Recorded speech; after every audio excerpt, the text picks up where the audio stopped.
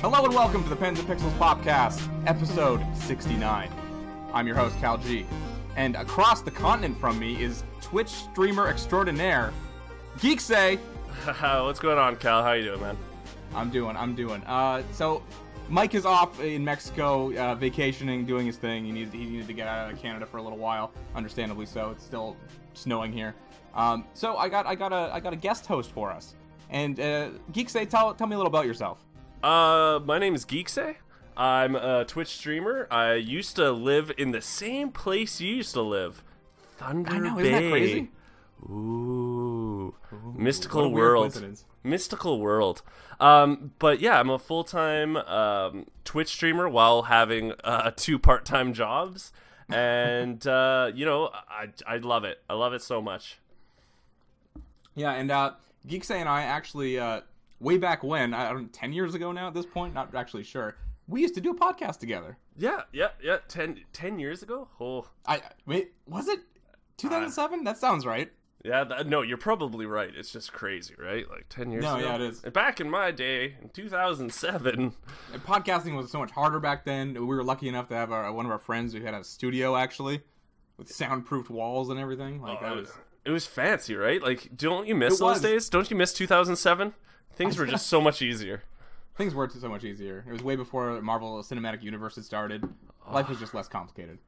When was the first one? Spider-Man, right? Spider-Man, when did that come out? I think that was out. Iron Man kicked off the MCU.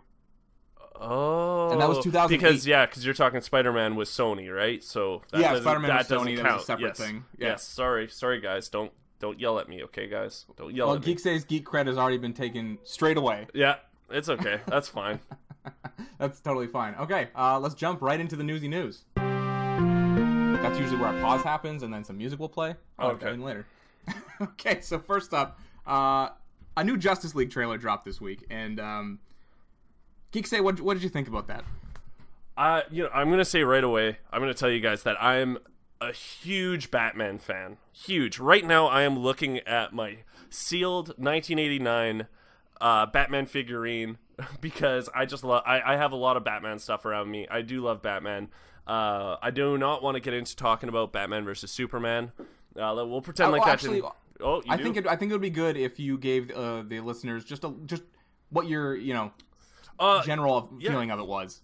The Nolan Batmans were really good. I think Dark Knight is maybe one of the best movies ever. Dark Knight Rises is a great movie. Begins was a great movie. It peaked definitely with The Dark Knight. But Batman versus Superman, I felt like the villain was trying to be Joker. You know, just the way he was playing it, like trying to act crazy. Sorry, I forgot his name. That's the only thing. Jesse Eisenberg. Yeah, Jesse. Thank you. He didn't really make it his own. He did, but I just felt like he was trying to be Joker. I don't know. Yeah, if you got that and feel. I saw that sentiment quite a bit. I didn't think that upon my initial viewing, but I knew a lot of people did have that opinion. What do you think of the DC extended universe as a whole? Like, did you like Suicide Squad? Did you like Man of Steel? You know what? Man of Steel was good. I thought it was a fun movie. I thought Man of Steel got a lot more shit than it deserved at the time, personally. Yeah, I think people just like shitting on DCU right now, and that's fine because it somewhat does deserve it sometimes. Like with their past Superman tries, right? Like all their other ones were just complete garbage. But you know what? The Man of Steel was awesome. I thought it was really fun. It was a fun movie. That's what it was about, right? Is having fun in the theater, and I really do think they conveyed that on the screen. One of my problems with it was not Man of Steel, because I thought Man of Steel was setting Superman up to be the Superman we know and love, because everyone was like, oh, he didn't try to save the city, and he didn't try to do this, and I was like, well, this was like his first learning experience, and now he sees the ruins, and in the next one, I was like, he's gonna be fucking saving people. And he kind of did, but, like, not really in Batman vs. Superman. Yeah, like, Batman vs. Superman it has a whole bunch of problems. I don't think the director really... Zack Snyder. Yeah, Snyder, he really likes shots that are, like, super, like, gaudy. That's how every shot, like, he wanted to set up every shot as, like, oh my god, look at this landscape. But like from the beginning, I couldn't take the movie serious with Bruce going up with the bats. I know it was a dream sequence. My girlfriend also hated that part. Yeah, that's well, really funny. Like my girlfriend also is a huge Batman fan too. So when we were in the theater, we were both kind of like hemming and hawing about that movie, and then the intro started, and we looked at each other, and we didn't even have to say anything. We just like, what the fuck, you know? Yeah, like, I mean, go on. yeah, it was. I honestly just think it was a poorly edited mess. I think that the characters' motivations were like muddy at best. Right? They had no idea the story they wanted to tell. It didn't seem like. There were some nice shots because Zack Snyder, like you said, it seemed like he was trying to turn every shot into like a fucking masterpiece. But now let's talk about this Justice League trailer now that drops. I was very like whelmed by it. I wasn't like fuck yeah, but I wasn't also like fuck no. You know what I mean? For sure. I you know what I got right from it? Right from watching it, I felt like it was Suicide Squad. Like the trailer. Ooh. That's the same feeling I got. Like, it's serious, and then, throw a joke in. Ha ha ha. Serious, throw a joke in. That's it. And they used the classic rock music too, as well. I know. That's the other thing I wanted to talk about. I was like, why are you using white stripes? Come on. Like, make it different. Like, you want to set it off as its own, right? You want to kind of be like, oh, it's a new one. Like, they used Bohemian Rhapsody, which was brilliant for Suicide Squad. Yeah, I thought that Suicide Squad trailer was really great, actually. Yeah, it was fantastic. But, like, I just felt like this song didn't do anything for the trailer. No, I didn't think so either. It wasn't like I didn't get the goosebumps I do when like Guardians of the Galaxy does it or something, you know? Yeah. Yeah, it was just a fucking whelming trailer. I do like what I'm seeing of Aquaman, however. Me too. Right? Like, they're gonna make Aquaman a fucking badass. Oh, I think Aquaman's gonna be the one character that's really going to take off. But I also, you know what, to be honest, I really do like Wonder Woman also. I think the person that's playing her, I'm not sure your name. I'm not good with names, guys, if you already don't know that. But the person who's playing her is very talented, I think. And then the only problem, like, Batman is Batman. I think everyone's just going to shit on Ben, but whatever. The one problem I do have is Cyborg. I don't think he looks that great. He doesn't. I don't want to... It's hyperbolic of me to say he looks like he's from a PS2 game, but he looks like he's like from a PS3 game. It's funny because there was like a couple of shots in there that made it look good. Like the shot where before he puts on his mask and flies up into the sky was really good. Like that looked really good animation style. But the first shot of him, like looking like all like brooding and, you know, like brooding, sorry. He didn't look good. Brooding, man. Brooding. He just didn't look that. He just didn't look good. I thought. No, he didn't. I saw there were some shots of him like way earlier on, and I was like, oh, you know what? They'll probably improve that because it's early in production. But now, like, this is coming out this year, and he still doesn't look good for their first trailer. I was like, okay, that's probably a final shot. It's just not going to look great. What's the villain? What's the main villain in this right now? I don't even know that. Oh, it's an agent of Apocalypse. It's fuck, what's his name? I don't know. He's just a dude. He's not even like that cool. See, that's the problem. I think they have to have really cool villains, and I get that you don't want too cool of a villain because then it takes away from your heroes.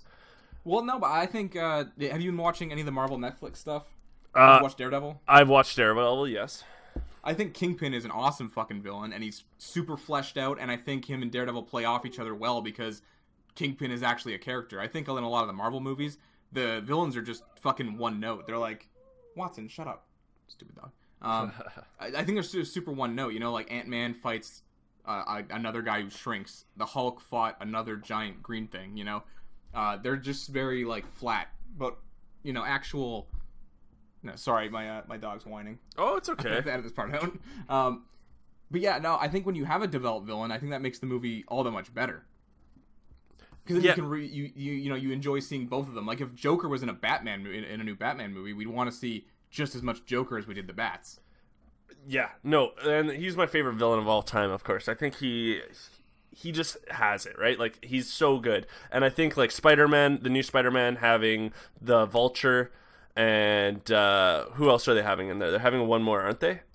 Shocker. Shocker, yeah. Shocker, I'm not sold on at all yet. But the Vulture looks cool. But they're just gonna go make the next one into Venom, or make their own Venom movie, right? Because that's such a good villain. Where I don't know what they're gonna do with this Justice League. Like, is the villain going to be cool? Are they just going to have a poo-poo villain? They're trying to set up Apocalypse to be like Thanos from the Marvel Cinematic Universe. Yeah, and I just don't know. Like, this whole thing feels rushed. Like, we got like 3 or 4 separate films before we even got Avengers 1, and it feels like they wanted to rush to their own Avengers too quickly, and everything just kind of got muddled. Yeah, it's like I said. I think honestly, I think Aquaman and Wonder Woman are going to be just amazing. Oh, and we didn't even, we didn't talk about the Flash, Mr. Barry. I think the Flash is good. I think the character playing the Flash I really like. Ezra Miller. See, you got those names, eh? You're just like boom, boom. I love it. I've been doing this for a year, so I'm pretty up to date on all this shit. I have a chip on my shoulder about the whole Flash thing. Because I was a huge watcher of the Flash show on the CW, and I thought they nailed Barry Allen in that one. I thought it was like really great. And now they're doing the movie version, and it's this other guy, and I was like, for a long time I was like, I don't know about this, but he seems okay. I just really liked him in a couple, like Perks of Being a Wallflower. I thought he was great in that, even though that's nothing like this. I just really liked his acting in it. So I believe in it. I like his quirkiness. He's kind of like, they kind of made him kind of like Quicksilver, right? Because Quicksilver was so rad in X-Men. I think they're going to do the same thing. They're going to have him as the quirky, funny kid, right? Like that's his shtick, right? He's younger than all of them. Yeah. And then he even says in one of those trailers, he's like, "That's good because I need friends." Yeah, and that's fine. I think they're going to pull it off, but I think Batman's going to be whatever. Everyone's going to hate on Batman and just Ben Affleck is going to probably retire after this, or I think he has one more movie after this. He's contracted to do at least one solo Batman movie, but there have been rumors flying around that he's trying to even get out of that. Which honestly, I'm not sure if I blame him for, with all the shitstorm he gets for this. See, and like the rumor I heard is that they wanted to make a Batman film set in Arkham Asylum. Yep, and I was like, that's brilliant. That's brilliant. That'd be really cool. Like, you can have at least a couple of the no-namers in their cells or something, like, you know what I mean? Like Zaz or something. Yeah, like you can Calendar Man. I was thinking Calendar Man. But like, it's just guys that you can test out.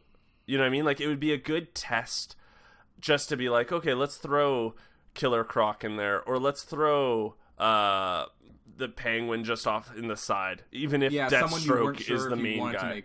Yeah, exactly. No, I think that sounded like a cool script, and apparently that was real for a time. But the new guy, the new director that's going to be doing it, is the guy who did the Planet of the Apes movies, the new ones, and he's rewriting the script from page one, so it's not going to be that anymore. Or maybe it still will be. Who knows? He might still take the concept and run with it, but the script apparently wasn't good enough. Who do you think? Let's call it. Let's just call it who you think the villain's going to be. Do you think it's still going to be Deathstroke? Oh, man, I don't know. No, because you know what? Joe Manganiello, whatever that dude's name is, he recently had an interview where he was like, I don't know if I'm doing that anymore. Like, I feel like they're not even communicating to their fucking audience correctly. Or their actors, for that matter. Oh, yeah, they're probably all in a shroud of mystery so that they can't leak anything. And I think... Yeah, I don't know. Like, it seems so obvious to be like, do the Joker, but Jared Leto's Joker wasn't received super well. Yeah, I don't know. I don't know how to feel about that Joker. I felt like we didn't get enough time with that Joker. I felt like that Joker he was more of like a kingpin crime boss Joker, right? Instead of the insane Joker, right?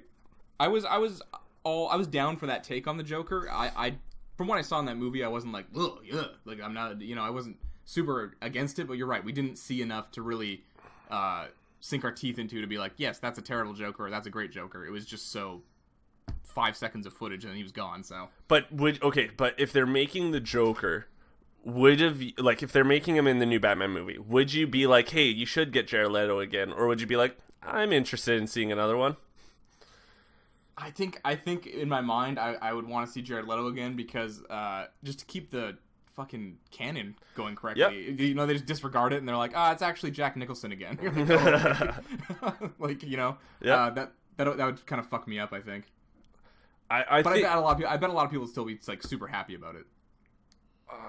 You know what? When it comes to geeky, nerdy stuff, we all know it doesn't matter what people choose; it'll get shit on somewhere.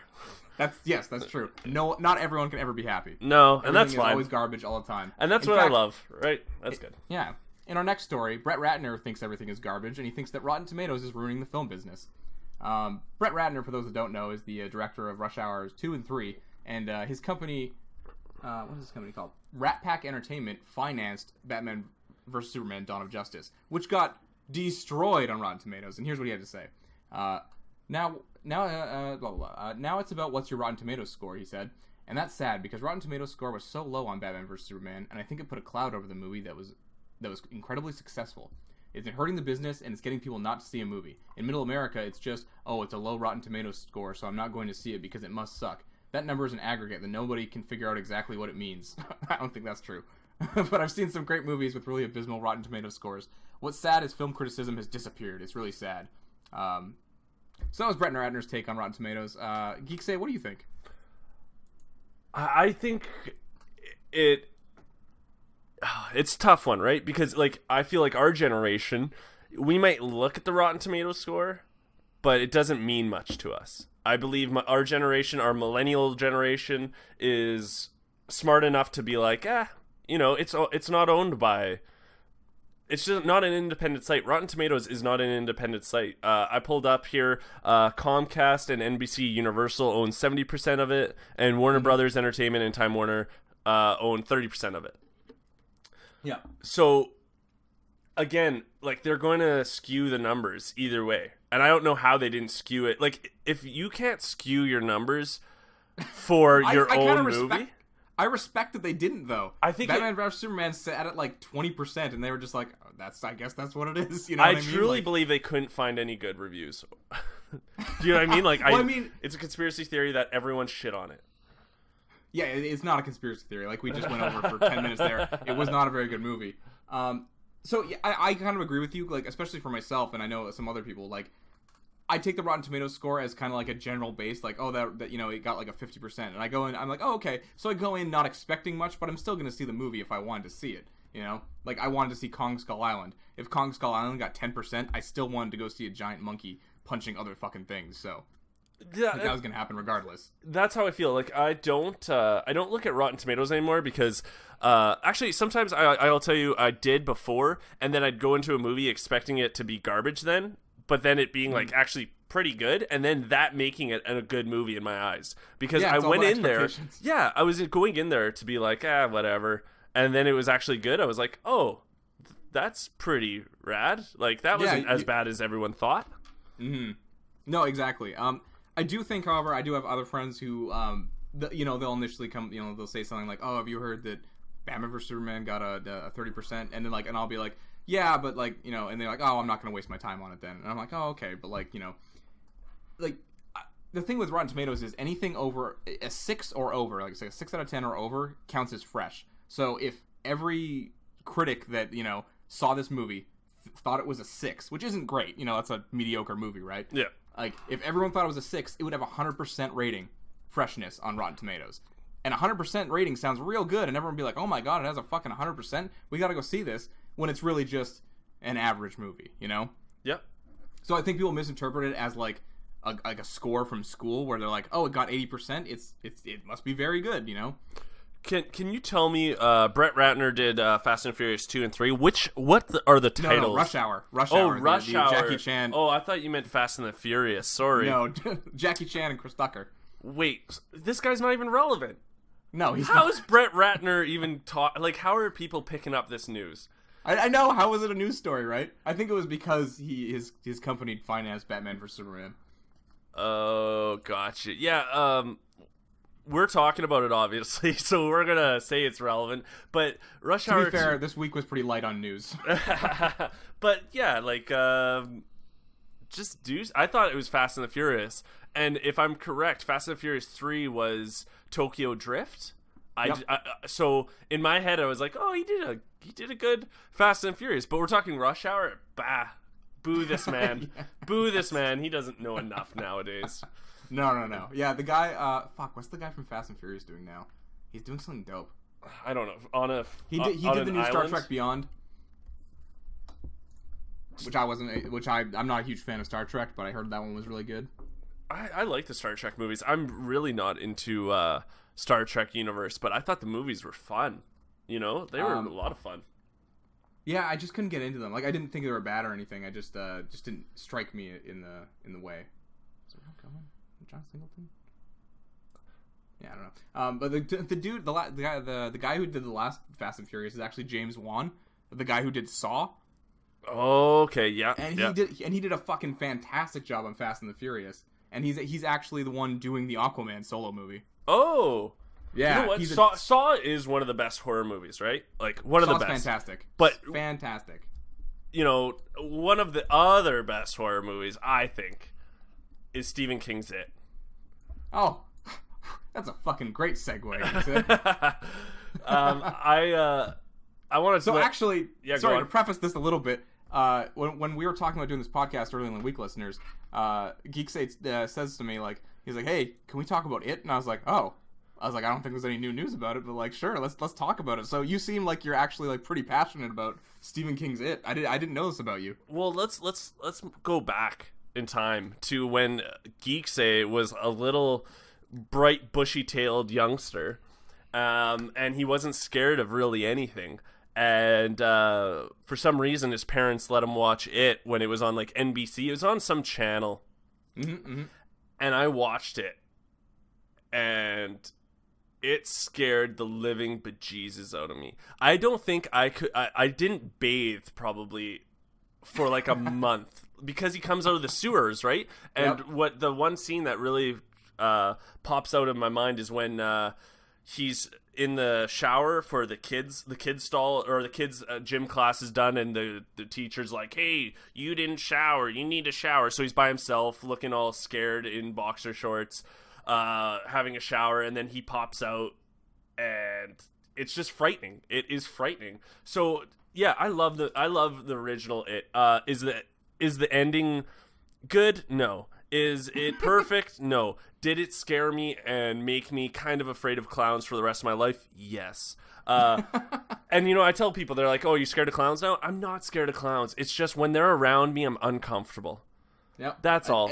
Uneasy. Yeah, I'm just, you know what? I always know where that motherfucker is.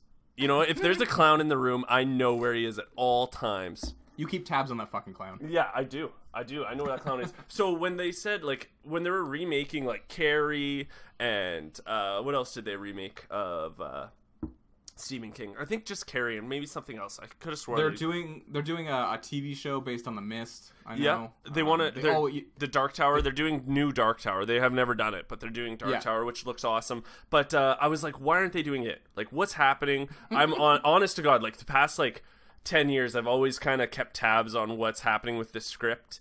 I think. Oh wow. Yeah, like I think. So the main character, who's the little guy, like, is named Bill, and the main kid from Stranger Things, Finn Wolfhard. Guys, I only know that because it's on my screen. I'm not gonna, I like that you took responsibility and called that out. I'm not gonna, I don't know names. I'm not good with names. So he's gonna be the main kid. I just read the book for the first time, probably about 3 months ago. Wow! Because I'm getting amped for this movie. It just, I think it's going to be amazing. I hope it's going to be amazing. It looks really fun. I was talking to. Did you? Oh, sorry. Sorry. Do you like the new It design? The Pennywise, rather. Yes, like the Pennywise design. Yeah. I'm not 100% sold on it. I think it's going to be the actor that has to sell that costume to me, because the first costume is totally like the one in the book, right? The big poofy buttons. It's silver. It's flowy. It's colorful. Yeah, and you know what? This one is very like muted. It's muted, and it makes sense because he is a being that's been living for so long that it wouldn't be nice anymore.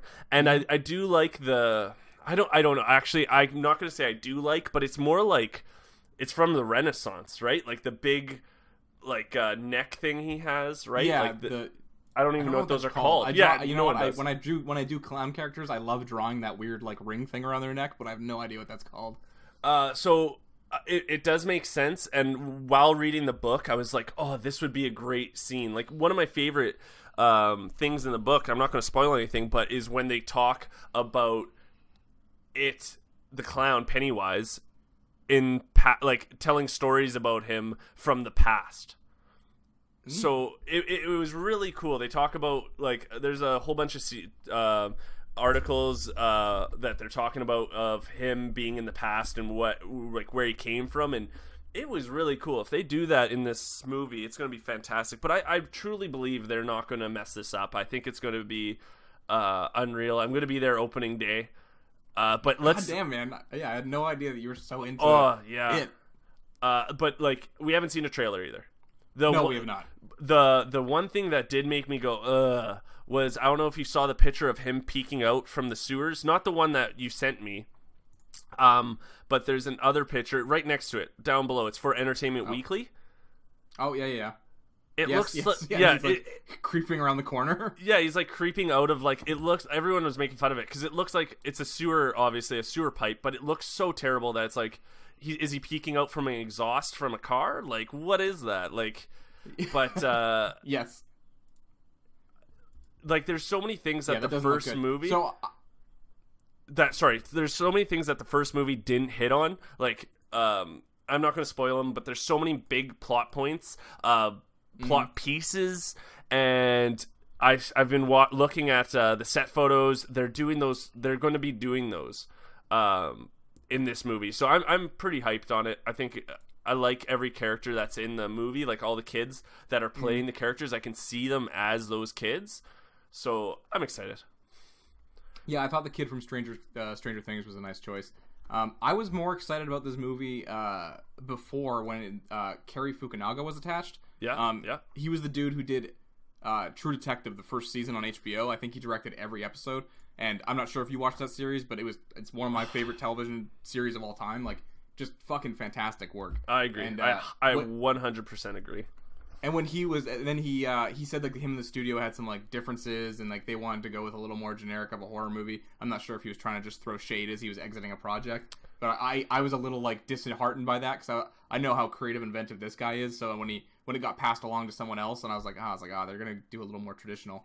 But from what you're saying, if they're adapting the book a little more 1-to-1, I think that's actually a plus for it. Well, and it's going to be rated R. That's good. Which is great. That's the great part, right? So, I've always been a fan of this. Have you always been a fan of Death Note? I know you were talking about kind of being hyped on the new one. Killing these segues. So the new Death Note dropped the trailer. And yes, and I'm a big fan of the director, and I'm a big fan of Death Note itself. I grew up watching some anime. I watched Dragon Ball Z growing up. I watched fucking Sailor Moon growing up. But I wasn't super into it. I didn't know about all the obscure stuff out there. And then whenever this series came out, I want to say like 2005, it was the first like anime that I was watching that was subtitled, and it was like coming out on YouTube weekly, because like people would put up these like subtitled versions and shit, and I would always, it was like Wednesday at like 4 p.m. I would go to the computer and start watching it because I was so entranced by the story. And I honestly think this story is something like almost anyone can get into. Everyone loves a good murder mystery, right? Like that's kind of what this is. It's a cat and mouse between a killer and a detective. So, I'm a huge fan of this. And when they said that the one thing that has me on edge about this is the fact that it's a movie and not a TV show. I think it would be much better suited to being a TV show, rather than a 2-hour movie, because I'm not sure how much they can actually cram into there and still be good. I know nothing about. I know the general idea of it. Hey, you throw someone's name in this book, they die from this winged creature. And William Dafoe's being the winged creature, right? Yes. Which is fucking fantastic. doesn't like William Dafoe looks like a goblin in real life. Like, he could just, you know, like he could play a death god. He can play the Green Goblin without a mask. He could be, you know, anybody. It doesn't matter. He's a great, monstrous looking man. I think he's a great choice for Ryuk. So what it's about is this book drops in this guy's lap basically. He finds this note, and it's a death note. And like you said, you write a name in it, and people die. If you don't write the cause of death, they just die of a heart attack. But you can also write the cause of death, and it will happen. The Death God dropped it just because he was bored up in Death God Heaven or so hell, wait, the is the the Death God? I don't want to ruin it. Is the Death God William Dafoe? He is voiced by William Dafoe. Okay, so that is the Death God. Okay, yes. Got it. Go on. Sorry, guys. So the Death God is like a fairly like inactive participant. Like he comes down and he's like, "Hey, you found my fucking note. I was bored and I just want to see what a human would do with this." And it's this kid, and he starts killing people, starts killing bad people. Like, he kills people who are in prison already because he's like, oh, they're a rapist / murderer. They don't deserve to live. Gone. And then because this happens so much, people start figuring out, obviously something is going on. We don't know what it is. And the world's greatest detective, not Sherlock Holmes, but L, comes into the picture and tries to solve it. And then the rest of the series is just a cat and mouse game between them. I won't spoil any more than that, but that's the basic premise of it. So is William Dafoe's character, like, the big thing is this Death God. Is he in a lot of it usually, or no?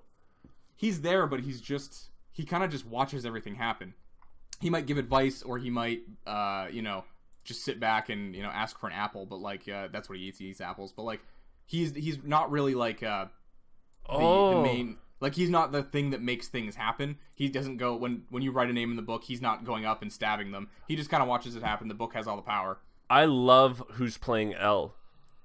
Lakeith Stanfield. So I don't know if you've seen the show Atlanta. No, I haven't. Oh, guys, if you guys want to see a good show, I'll preface this by saying I am a very, very, very big Donald Glover / Childish Gambino fan. Yes, so this show is written by him, and I think it's directed by him, but don't quote me on the directed part. But I know it's definitely written by him. Is this the like fairly new one? Yeah, okay, I know what you're talking about. You have to watch it. It's fantastic, and the guy that's playing L is like his quirky, weird friend, and he's just so good of an actor on it. Like, I thought he was fantastic. That's actually really good to hear, because L is like a quirky detective. Like, he has a lot of very unique mannerisms in the anime, and like that's very encouraging to hear. The thing is, the director for this movie, he was the guy who did, I don't know if you've seen these movies, but he did The Guest and You're Next, 2 horror movies. I haven't seen. I don't think I've seen either. Actually. Okay, well they're both fantastic, and for the audience out there too, they're both on Netflix, or they were. You're Next is for sure on there. The Guest might not be. I'm sorry. Is Death Note ever had a real life like I know it's an anime, but have they ever done, like, in Japan? Have they ever done a real life one? Yes. They did 2 live action adaptations, and they were not great. Oh, really? Okay. Yeah. So don't watch them. No, don't bother. Okay. Just don't bother. Don't bother. Gotcha. So the director of this, though, he did 2 great horror movies, and I was like, oh, Adam Wingard's on Death Note. I love Death Note. I love Adam Wingard. And then just last August, November, whenever it came out, he did the new Blair Witch, which I just thought was a total, like, piece of trash. Yep. Did you see it? What movie? Blair Witch, the new one? No, I have not. Sorry. It's really not good. It's not good? No. I started watching it. I'm not going to lie. I started watching it, and I was just like, it's just so teenagery. You know? That's what the vibe I got. Like, the teenagers, and, like, it was just, it looked like it was for a teenager audience that I wasn't going to do. It is constantly exactly what you expect, with, like, bad jump scares and the camera turning really fast and there's a face there. And it's all just fucking boring until the very end. I think the last 10 minutes or so are, like, very good, but I don't recommend anyone sit through, 80 minutes of terribleness. So can I watch that 10 minutes and be like, oh, I'm learning about the Blair Witch story? Or is it just like, yes. Oh, okay, cool. If you go to the last, like, 10-20 minutes and just start there, because everything up to that point doesn't really fucking matter. They're in the woods. You know what happens in Blair Witch. Doesn't matter. The last 20 minutes, go watch that if you want. I will. I think that's actually really well done, the last 20 minutes there. But anyways, because his last movie was not good and not well received, it has me a little bit on edge, but I have faith in the director. So, we didn't even talk about the trailer yet, actually. The trailer I thought looked okay. I I'm into the vibe of it. It looks like it's going to be stylishly shot, if nothing else. The main character looks a bit like he's supposed to be this like really prim and proper high school student, like very neat. He's straight A, and like you're supposed to want to hate him, but you love him because he's also such a nice guy type thing. Like he's just like the perfect person basically, and he doesn't look exactly like that in my mind. Like I almost would get like, I don't want to say Zac Efron, but like someone like that to play this like perfect man, you know? In the picture, it looks like he has like blonde frosted tips almost. It does. I don't know if that's a lighting or not.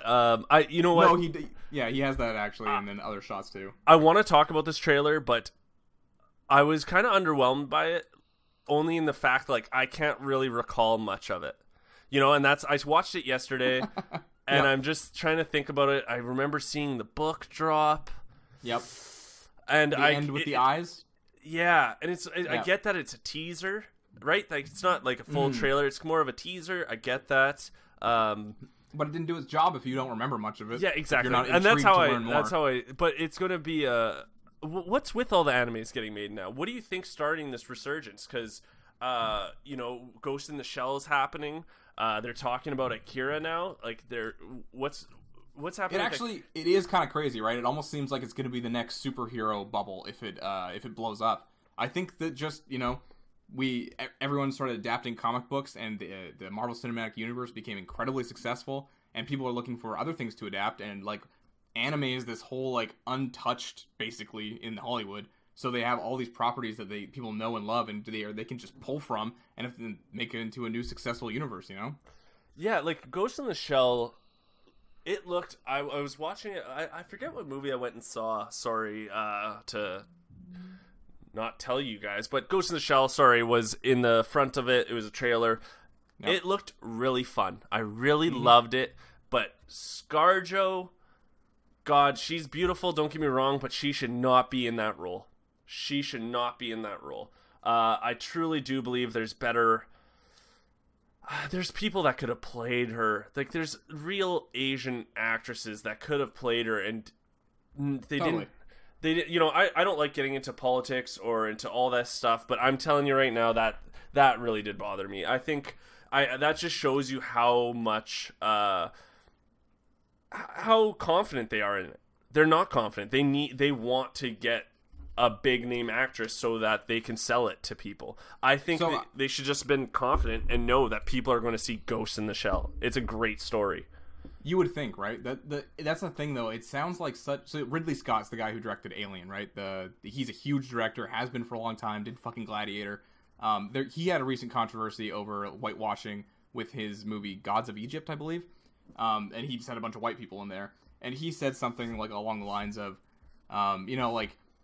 I'm not going to get funded if I don't say Christian Bale's on the ticket. Otherwise, it's some Egyptian actor they've never heard of, and then they don't want to put their money into it because they don't think it's going to sell. Because I guess these executives up in these boardrooms rubbing their hands together, smoking their cigars, are just like they think that names are the only thing that sell. Like, not the actual property. They think it's Robert Downey Jr. sells, not Iron Man, or that kind of thing.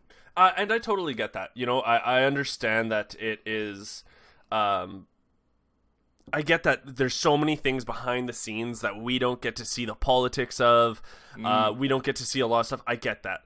But you know what? Then I think if anyone should be fighting for it, it's a director as big as Ridley Scott. He should have the pull. He's been in the industry long enough to be like, no, I am casting an Egyptian actor. Fuck Christian Bale. Not that nothing against Christian Bale. No, he is one of the people who should have the power to say no to these people. And if he can't even do that, or maybe he's not willing to, who knows?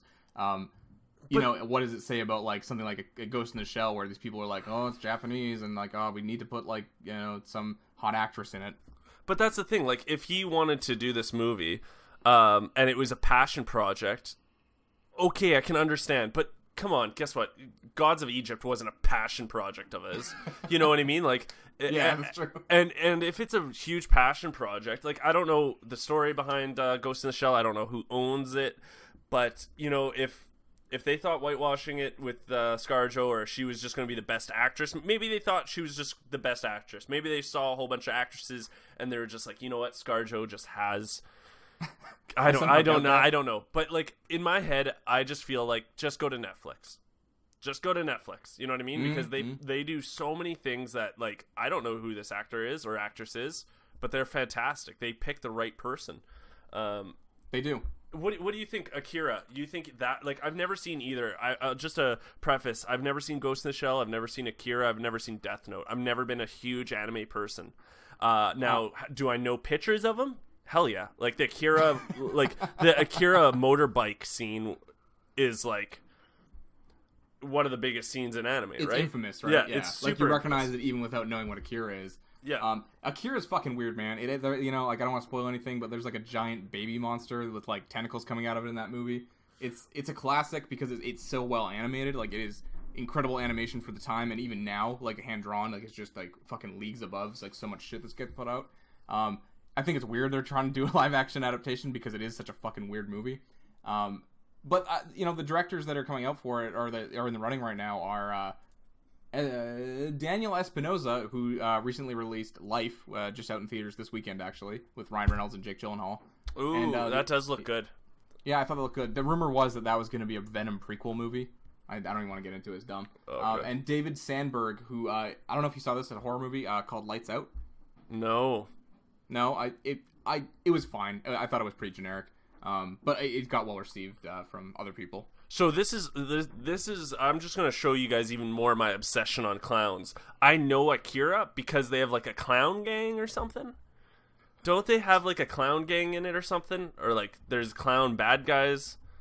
Yeah, I think there's some clown bad guys. Yeah. Is it a whole gang? I haven't seen it in so like goddamn long. No, you're right. Yeah, there's clown bad guys for sure. Yeah. See, my There's obsession with clowns. I'm seeing. I think the best horror movies have clowns in them. How? Okay, so there's Killer Clowns from Outer Space. Yeah, that's a fun one. That's a really fun one. Yeah. Who else is there? Oh, there's a couple. Like I just watched one. I wish I could tell you what its name was. I really wish I could tell you. I'd have to look it up for a bit. You know what? There's a really new one that just is coming out. Fuck, what's it called? You guys will have to Google this one, but there's one with a clown that like it's like a found movie footage. Oh wait, are you thinking of Clown? Like it's literally just called Clown. I think is it? Let's see. He puts on a clown costume and it like takes him over. No. That one was terrible. That one was terrible. I loved that one. Oh my god. I like that one a lot. This one, okay, so it was like found movie footage, and so the babysitter is with the kids on Halloween, and they're watching. They like dump this knapsack of candy that they just got back from, and there's a VHS in it. I thought it was fun. And then it's just like they play the movie. The babysitter's watching it, and it's like 3 different scenes, I think, of the clown. You can see where it's going, right? Like you know where it's going to go. But I thought it was a lot of fun. It was pretty creepy. It had its moments for sure. I'll Google that sometime and tell you. You should, yeah. There's another one called like Stitches or something, and it's like there's a clown. Yeah, something like that. There's one new one, and I'll send you the link whenever I find it. But like it's an indie movie about a clown that's like it looks pretty good actually. Yeah. Oh yeah, The Devil's Rejects has that guy who dresses like a clown. Oh yeah. Yeah. Oh yeah, Stitches. That's the one I was thinking of. I'm looking at a list of fucking clown movies right now. 31. Yeah, because Rob Zombie's obsessed with clowns. Oh, that was good. I thought it was. Well, not good. Okay, how do you feel about the Matrix reboot? Maybe. How do you feel about it? Honestly, Geekseh, I have no love for the Matrix. I never saw them. I didn't watch any of them at the time, or even now. I've seen parts of it with squid people and shit. What? You've never seen the OG Matrix? No. Not even. Like not even more than 20 minutes of it ever. I don't know why. I don't know why. I just completely missed the train on it, and I just never ended up seeing it ever. So that is a part of pop culture that is just not with me. So I'm interested in the remake. But this is going to be a reboot. Sounds more like than a remake. Yeah. Let me preface again by saying that Keanu Reeves, for some reason, is this big deal in my stream. Yeah, I saw that. Yeah, so, you can't replace Keanu, I don't think. He is the man, the myth, the legend. But, like, just the fact that, like, the first Matrix was so good. I went into it not knowing I don't even know how old I was. I was younger, but I don't even know why I went to see it. I just was like, oh, it looks like a cool movie. I didn't know what to expect. And then it blew my mind. And then the second one was just, oh, it's okay. And then the third one was like, okay, this has got to, it's like, you got to, this is done. This is done. That's what I always hear.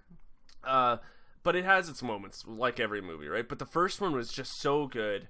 If they want to go into it, hey, try it. I get that. But, you know, you were talking about how you think anime movies are the new hot, or going to become the new hotness. Yep. I truly believe that video game movies can become that new hotness. Really? Do you think so? Assassin's Creed failed spectacularly. Oh, yeah. I think it's going to take, you know, just like comic book movies, it's like Spider-Man rebooted every single friggin' franchise, right? Mm-hmm. Like, it was the thing. I think that's all it needs. I think all it needs is that one movie to it's crazy. In the last, like, 20 years, we haven't even gotten, like, a mildly good one. Honestly, like, I like Silent Hill, the movie, because I'm a huge Silent Hill fan. Yeah, that was garbage, though. I enjoyed it for what it was, but, like, it's not like a great movie by any means. Resident Evil's not bad. Resident Evil's not too bad. You're not wrong. Those are fun action movies, but they're also, like, they have almost, like, nothing to do with the video games. Yeah, you know? No, you're totally right. Did you see, oh, shit, what was I gonna just say? Go on. Prince of Persia, yeah, that was... Oh my god, yeah, Jake Gyllenhaal. That was just so bad. Jake Gyllenhaal, like, I think he's a spectacular actor. I love a lot of his movies. Nightcrawler in particular is one of my favorites. But, sometimes he just does things where you're like, how did you end up in that? Like, Prince of Persia. Or if you want to hail back to way back when, fucking Bubble Boy. You remember that? No. Oh my god. Oh, yeah, Bubble Boy. Yes, I do. Bubble Yes, Boy. I do. Yeah, he was like a teenager. Yes, he was. Yeah. What, like, Assassin's Creed's coming out or is out? I think it's already out. It just came out out on Blu-ray. Okay, yeah. So obviously that's not going to be the movie either that does it. No. You know, like, I was looking at this a while ago. You know what the number 1 top grossing movie is? Video game movie? I think it might be Resident Evil, but I swear it was Tomb Raider. Oh, that wouldn't surprise me. Yeah, that's yes. That would not surprise me at all. But I think there's something there. Like, The Last of Us, you can make The Last of Us. The Last of Us, yes, that could be a fantastic movie. You know, I've never even played it. And I can tell you it's probably could be and then I watched Warcraft. Not gonna lie, I watched Warcraft for the first time a month and a half ago.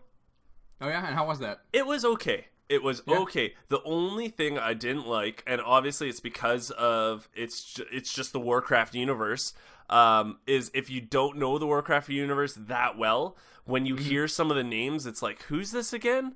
Granshash, you know what I mean? And this is Grolish of blah blah blah, and this is blah blah blah. I know the universe because I play so much Hearthstone and other Blizzard games, but if a person didn't know, I would have been like, what the shit is this? Yeah, and I heard that from a lot of other people too. It didn't sound like something that it sounded impenetrable to a normal audience. But it did really well in China, and I think we're getting a sequel. So yeah, there's that. What was the character? I'm trying to look it up right. Ben Foster. He was Medivh, and that's like this Medivh. Mm-hmm. He's this mage that's very one of the main mages in Warcraft. But I just didn't believe Ben Foster.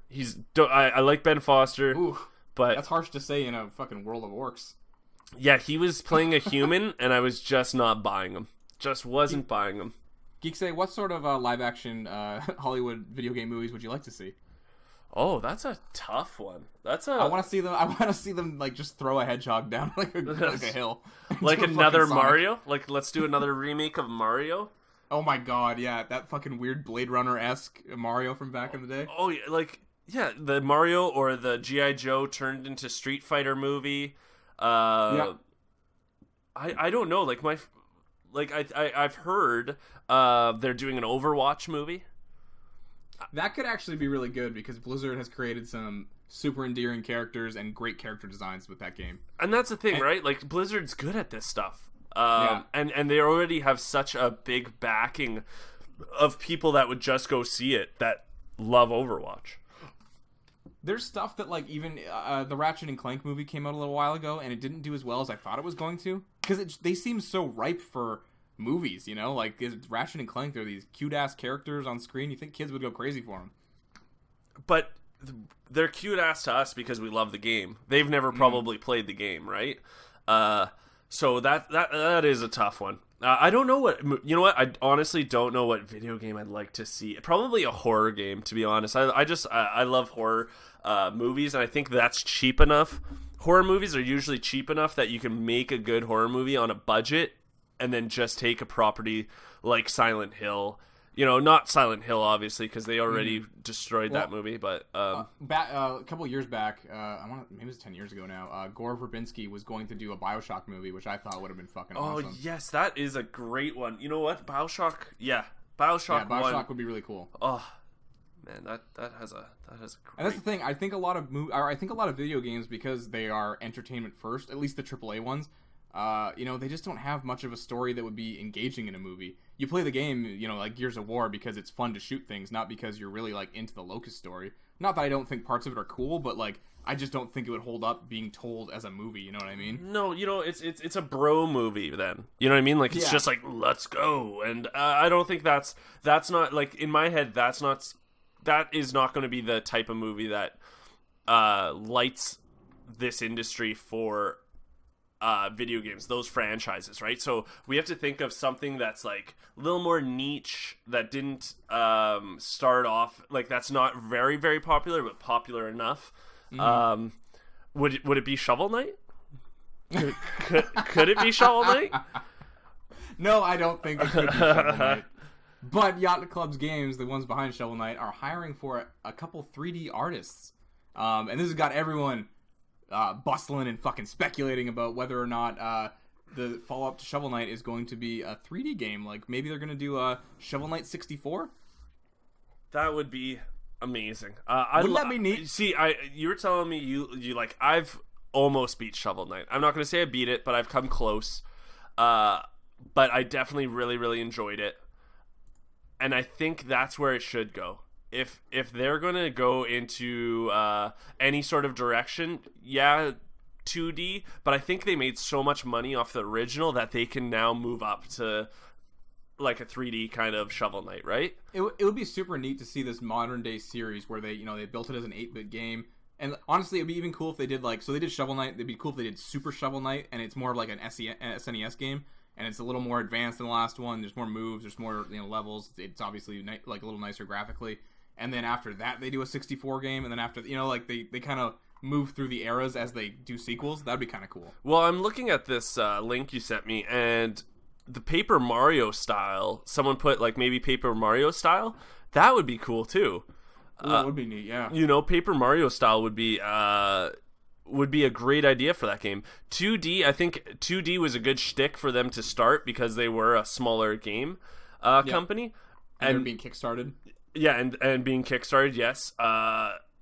And it not bombing like Mighty Number 9 did. So I think that they should up it. They have to up it. They just can't do another 2D, right? They have to do something a little more, and that makes total sense. Like, just to make a new game, to make it different again. I agree. I think it's super cool. Like that they are such a talented studio. Like, and they've been, ever since Shovel Knight came out, they've been working on the DLC that was promised in the Kickstarter, and they've been releasing it for free. So every so often, when I boot up my PS4, I get a little update, and it's like Shovel Knight, and there's a new campaign with a new character where you can play through the game as one of the bosses. Oh, really? Yeah, and they just released them for free because they're dope as fuck. Yeah. You know who else did that? The guys who made The Witcher. CD Projekt Red, they released a bunch of free DLC before they ever charged any money for any of the DLC. Yeah, my girlfriend loved The Witcher. I watched it. It looked like such a good game. I think those games are just... I get overwhelmed with them. I'm like, okay, like...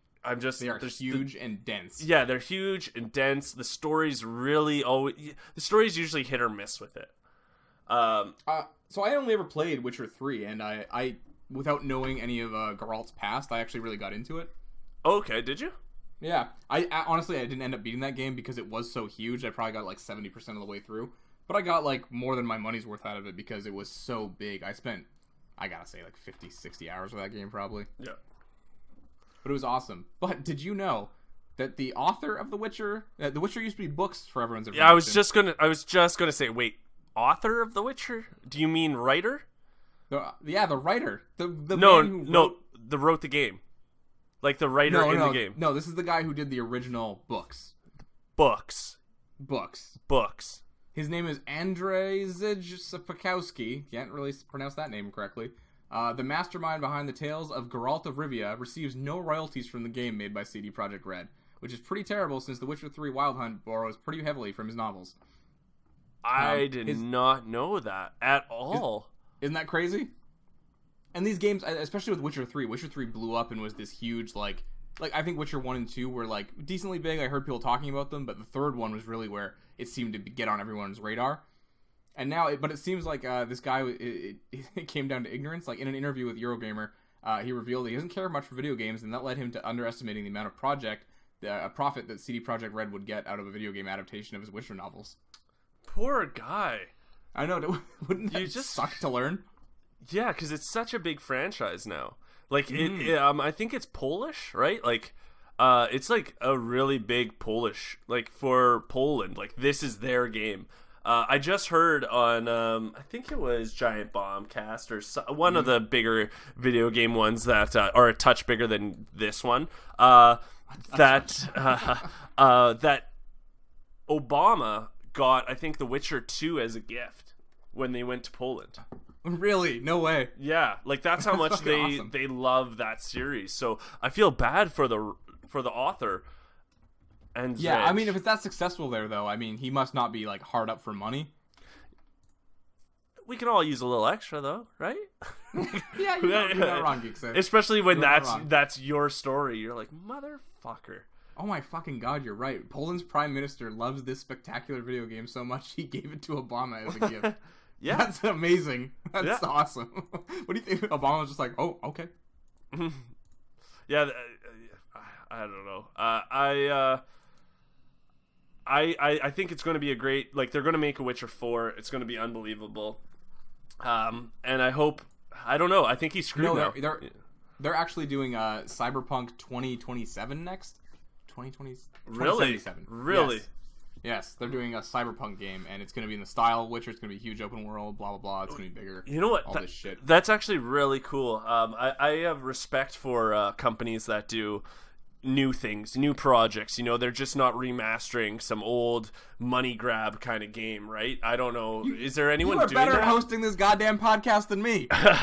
Is there anyone doing that right now, you think, that are just, you know, upgrading graphics and just like going to shell it out for, you know, probably a bunch of cash? I don't know. Well, you know, I think I heard something about a little company called Blizzard. Yeah, and they were little company. This thing called Starcraft. Yeah. I don't even know what it is. I've never even heard of it. Okay, so if you guys haven't heard already, Blizzard's remastering StarCraft, the original game. They're upgrading the graphics.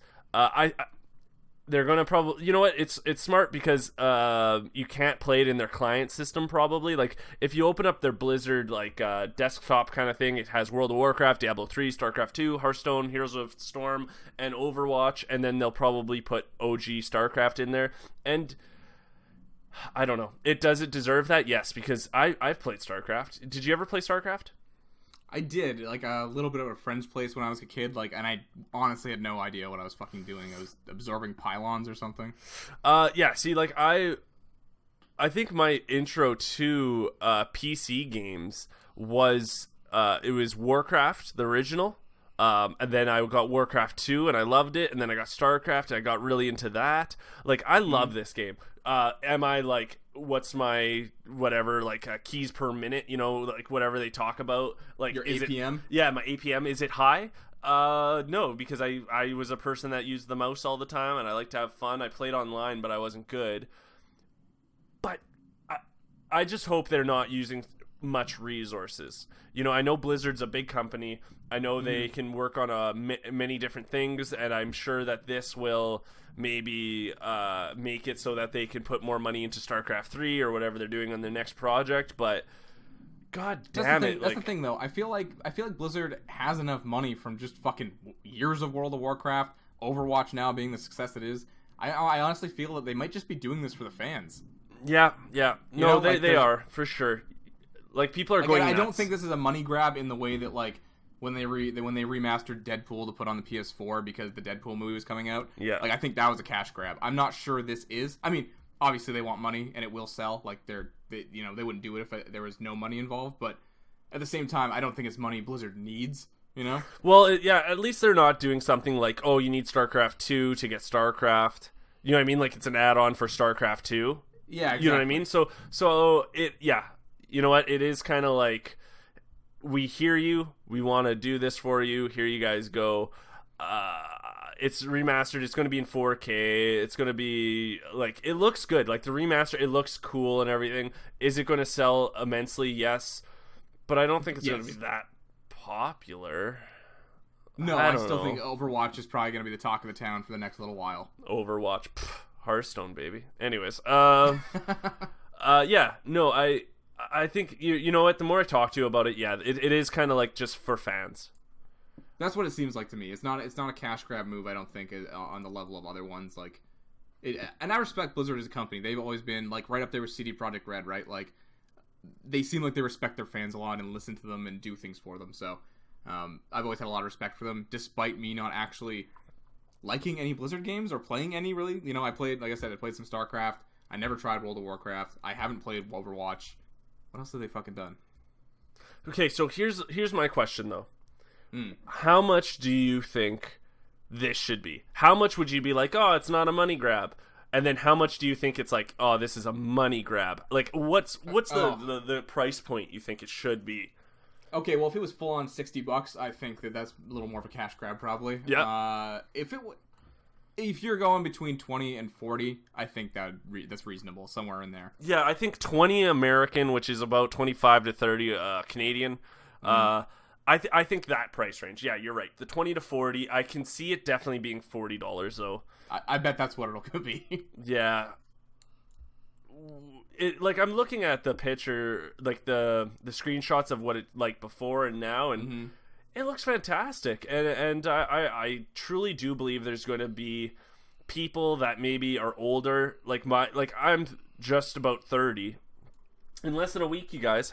I'm just about 30. And Champagne birthday. We're going to have some fun. But I can remember this game. So imagine you're like a 50-year-old that doesn't really like, those older games or the newer games that are like this. But you're like, oh, I loved StarCraft. Like, it would just be a good nostalgia trip for them. Something to play on their PC. Totally. So I'm in for it. I like that. Yeah. World of Warcraft is a globally popular RPG. I agree. I agree. I don't know where you're going with this. Oh. Okay, well, I'm trying to not so smoothly segue into our last story. Game Freak, the company behind all the mainline Pokemon games, is hiring for a console game based on a globally popular RPG. Are they making it an MMO? We don't know. Oh, I see. You said World of Warcraft, so I didn't know where you were coming from. No, I just picked the most popular thing they had. So yeah, they're doing. It sounds like Game Freak is retiring from the fucking 3DS, and they're probably going to be doing a Pokemon game for the Nintendo Switch, and that is what Pokemon fans like myself have been waiting for fucking years. Years. Do you think they are going to stop production on most 3DS stuff? Do you think it's just like, hey guys, totally. You want that handheld? Go get that Switch. Yes, because when they released the DS, they had the Game Boy Advance, and they were fucking adamant about the fact that, like, well, like the Game Boy Advance is going to continue to exist, and we are going to have three pillars. We're going to have the GameCube, Game Boy Advance, and the DS, and we're going to continue releasing games for all of them. And then the DS, like, he just said, like, it just printed money, so they just abandoned the Game Boy Advance, like, mid-life, and they just made DS games for the rest of it. So the Switch, which sounds like it's off to a great start, I don't see a much longer lifespan for the 3DS, because the Switch is going to be their handheld and their console system, so they're just going to pour all resources into that. How have they not made, like, I don't want to sound like I'm not a huge Pokemon fan. I'm going to tell you right now, I was. Like, Pokemon Red was amazing. Okay, so that's where I'm coming from, guys. Old school Pokemon. I don't think I've played after Yellow, like the second one. Oh my god, really? You didn't play Gold and Silver even? No, I didn't play Gold and Silver. I did play around with Go. You know, that month it was huge. I thought it was super fun. Too bad that they really messed that game up. I think it could have been so much better. Oh yeah, if they had been better prepared for it, it would still be around. Like, they're doing things like I have friends that are still addicted to it, and really, that's kind of shocking. Yeah, they're like really addicted to it, and hey, all the power to them because it is a good game. I get it, but like they needed to make it a game instead of just a collectathon. I thought. Yeah, they needed more to it. You needed to be able to battle other people you saw on the street. You needed to, all that shit. But like, that was a different developer from San Francisco who like just got the Pokemon license, and I don't think without it, like, I don't think they knew what they had, because if they did, they would have obviously done something better with it, right? Like, yeah, it was very disappointing. But I'm looking forward to the fact that they're going to be making a real ass fucking game. And that's it for the news this week. Stay tuned, because after the break, we're going to be interviewing Geekseh and everything he has to say about Twitch streaming. So stay tuned.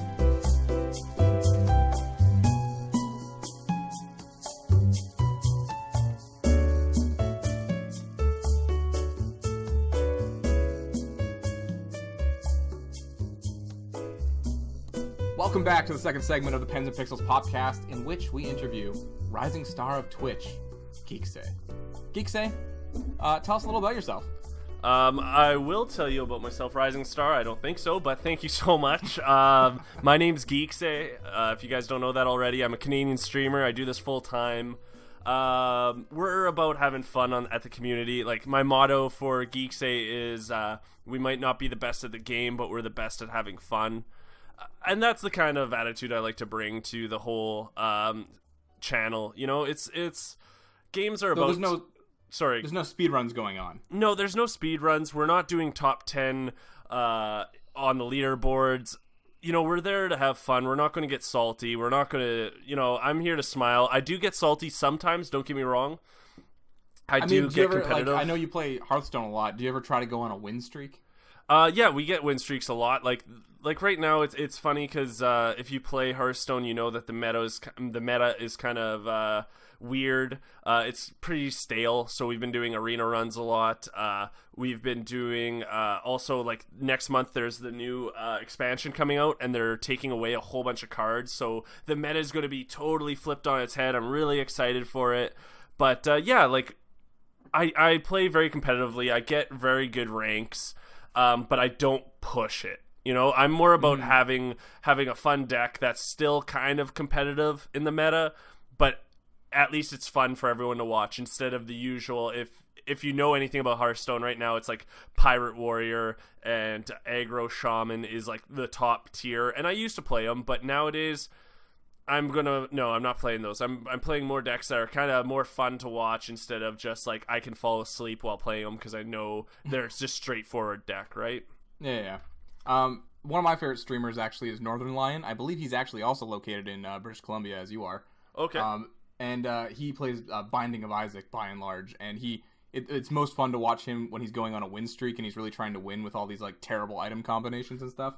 I always really enjoy that. Get into the streak nature of it. Yeah, Binding of Isaac's a great game too. One of my all-time favorites. Did not expect it to be, but it was.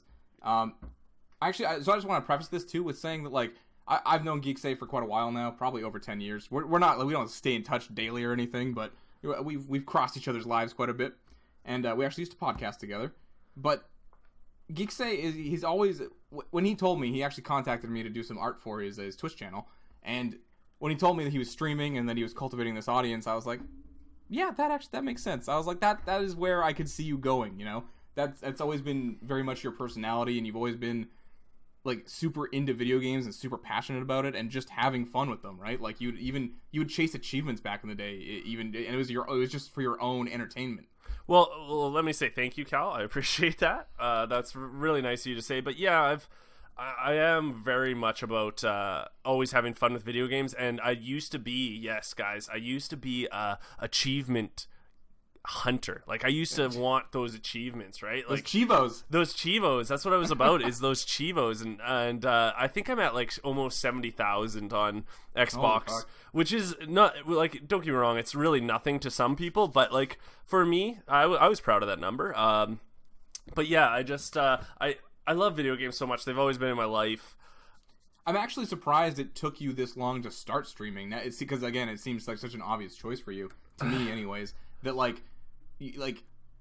I almost don't know where you went, because I didn't hear from you for a couple of years, and then I was like, does he still play video games? Is that still a thing in his life? And clearly it is. Like, you never lost the passion. Oh yeah, I've always like just up until recently, I've been a big Xbox fanboy. You know, not, I wouldn't say fanboy, because if you talked about a PS4 game, I'm still interested. Like I've always kept listening to, you know, video game podcasts. I listened to a bunch of them, and even when I did have, you know, those months or that time I couldn't play a lot of video games, I was still up to date because I still love video games. So I was still up to date even though I never played them. Mm-hmm. You still be up on the industry and the news and all that stuff. Yeah, very much so. Yeah. Okay. So, Geekseh, tell me a little bit about like when you started streaming, like what your setup was like, and what you were, what challenges you faced. Well, like, I first started streaming, to be honest, was through the Xbox One, right? Like, it's the logical step, right? Like, I looked at it, I thought it was neat, I wanted to do it, and, you know, Mrs. Geekseh and I would be playing Borderlands 2, and I told her, hey, you want to just try streaming? You want to just, you know, we'll throw it up there. I had a what's it called? The cam for the Xbox, the Kinect. There we go. Sorry, guys. Oh, yeah. So I got the Kinect for it, so we can stream and people can watch it, and it was really bad quality. To stream through the Xbox One app, it's kind of a hassle. Sometimes it worked well, but, you know, me and Mrs. Geekseh would just stream Borderlands 2 because we played it so much together, and just had fun. I didn't really take it as, like, a serious thing. Mm-hmm. You just threw it up and enjoyed your time. I just threw it up, yeah, and just, if it worked, it worked. If it didn't, we'll just shut it down. So the big day was November 16th, 2016. I streamed Hearthstone through my laptop. I found out about everything. Like, I kind of did some research on the computer. I found out I need to get this program called OBS. Okay, how do we start with OBS? And I just did like a basic bare stream through OBS with Hearthstone. So I was using I've always been using this potato of a computer, and I started just using the laptop camera and the laptop microphone. So which does not result in very good quality.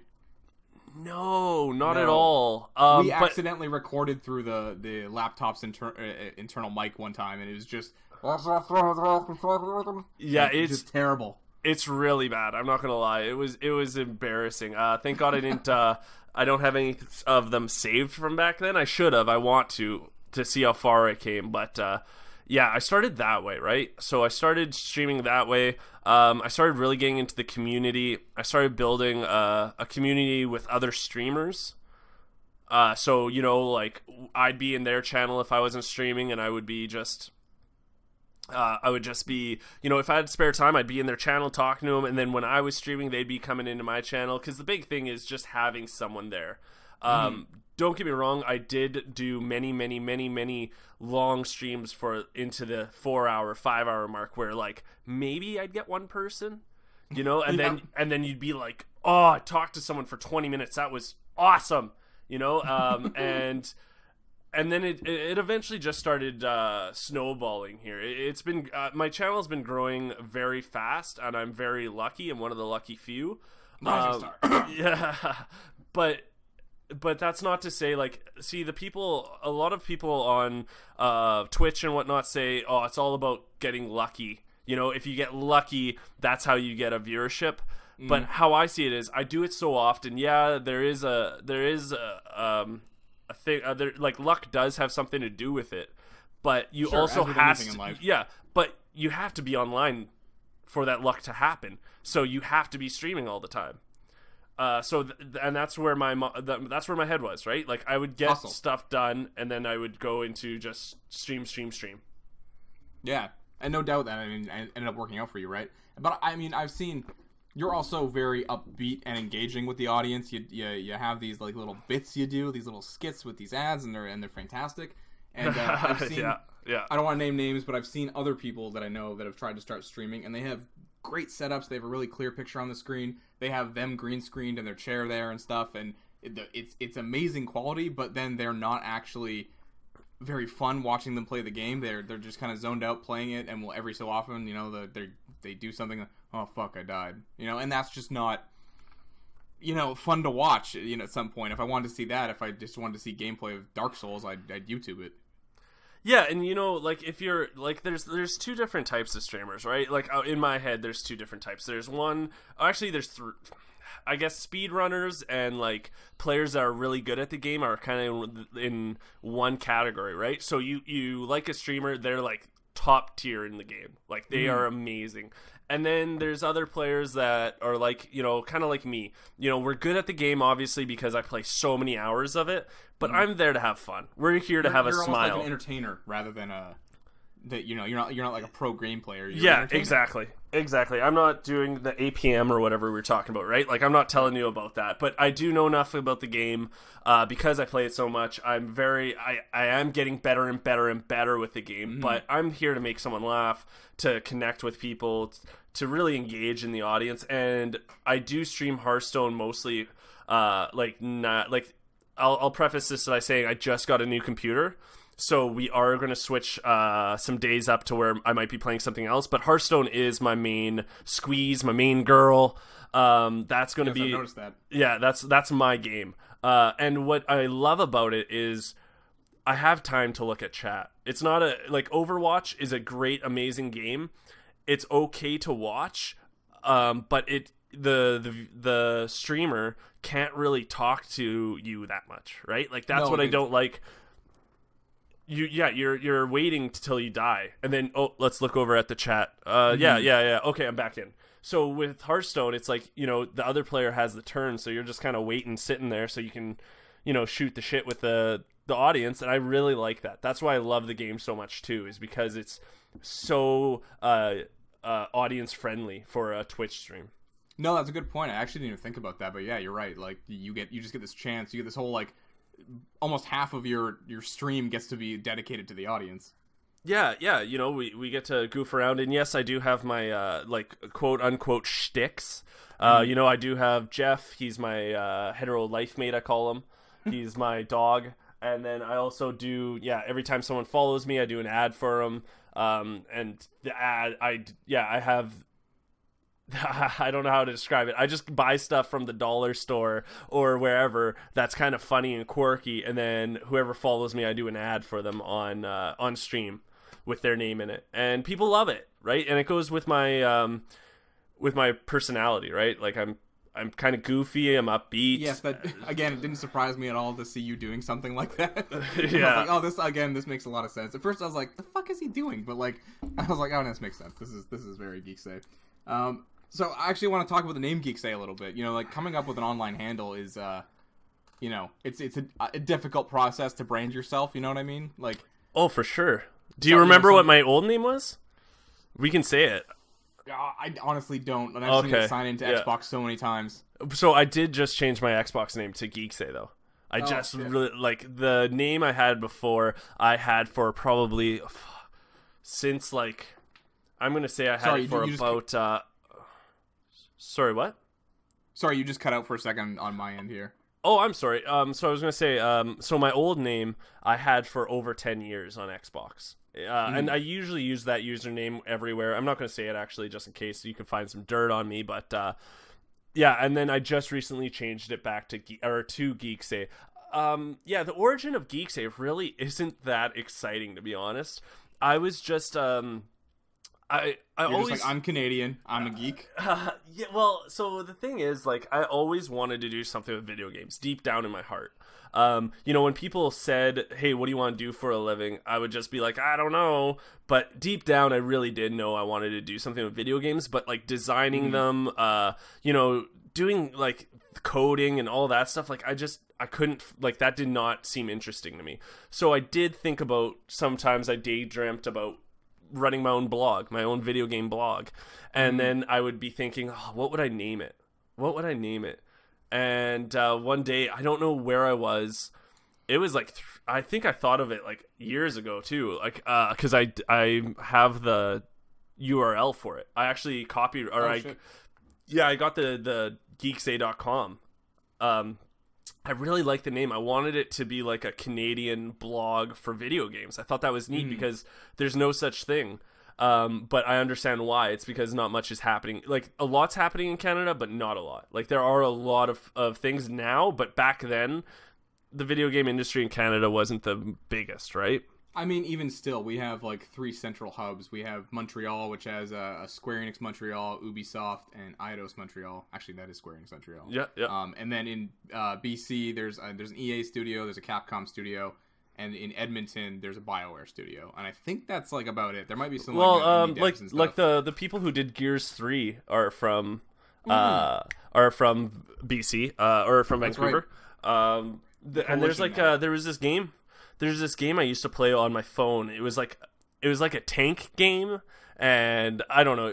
There's a lot of like really fun little indie studios, I think, in Vancouver and such. But there's not those. Yeah, you're right. There's not those big like San Francisco hubs, right? Yes, exactly. But so I just registered it. I like the name a lot, like Geekseh. Like, you know, I am super Canadian, so it really does. The thing. I didn't know how to say the name at first because I was like, is it Geekseh or is it Geekseh? Geekseh. I don't know. Everyone has their own way of saying it, which I like. You know, everyone kind of makes it their own. I just say Geekseh. It creates a conversation around how to pronounce the name correctly. Yeah, it's funny when I go into people's channel or people start talking to me. Geekseh, like they say it weirdly. A couple of people call me Geekseh. I like Geekseh. That's hilarious. And of course, the one everyone loves, Daddy Canada. Daddy Canada, that's fucking amazing. Yeah, Daddy Canada. One of our mutual friends actually has a name that everyone mispronounces online. His handle. I want to say it's Peps is a myth, and then everyone thinks it's Pepsi is a myth. It does look like that with the eyes, right? Like it's one of those. That's the thing. It's like one of those social media things, like, oh, say this, what's missing, and you're like, I don't know, but exactly, yeah. Unless it's intercapped, you don't actually get what he's going for. And I think he's donated to Twitch streams before, and they've mispronounced it. I keep trying to encourage him to just change it to like Coke is a legend and just fuck with everybody. That's pretty good, actually. Yeah, right. That'd be funny. He would never change it, but it would be funny. Yeah, that would be hilarious.